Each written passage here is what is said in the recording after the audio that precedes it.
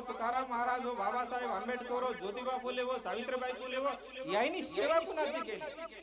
कुणाची सेवा केली? माणसाची सेवा केली या सर्वांनी, आणि माणसाचे देव झाले. ज्याने जसं कार्य केलं, मानव, महामानव आणि देव माणस, कुणाचे देव झाले? ज्याला आम्ही देव म्हणतो ते कार्याहून देव झाले, कार्याहून त्याला नाव दिलेलं आहे. म्हणून आम्हाला संतानं जे जागवलेलं आहे ना, तुझ आहे तुझ पासी परी जागा चुकलाशी, आम्हाला कर्म करायची गरज आहे. कृष्ण भगवान सुद्धा म्हणले की तुम्ही कर्म करा.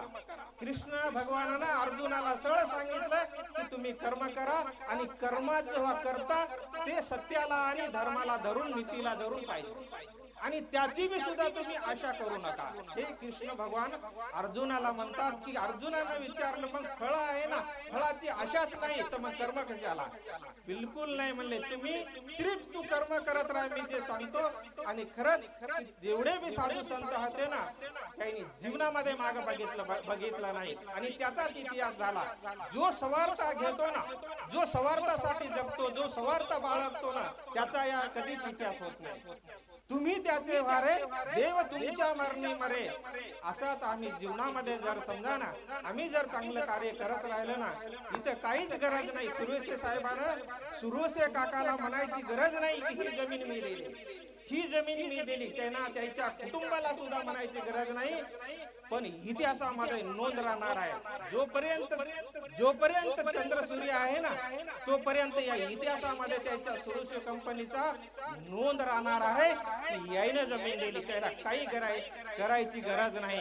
सिर्फ आम्हाला जीवनामध्ये जेवढं मी झालं दादा, एकमेका सहाय्य करू, सुमार्ग धरू, हेच कार्य संतानं केलं, महापुरुषानं केलं. आम्हाला तेवढं होत नाही, पण जेवढं झालं तेवढं संतांनी कुठून जागवायचं काम केलं. माता पिता गुरु बंधू कृपा सिंधू पांडुरंग, इथून त्या संतांनी जागवायचं काम केलं. मग आम्हाला कुठून भक्ती करायची आहे?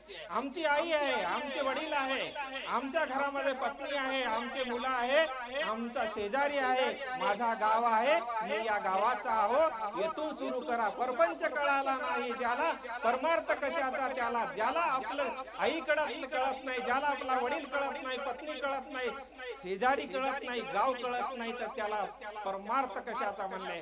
म्हणून संतांनी इथून जागवायचं काम केलं की मला काही जास्त भानगडीमध्ये पडायचं नाही.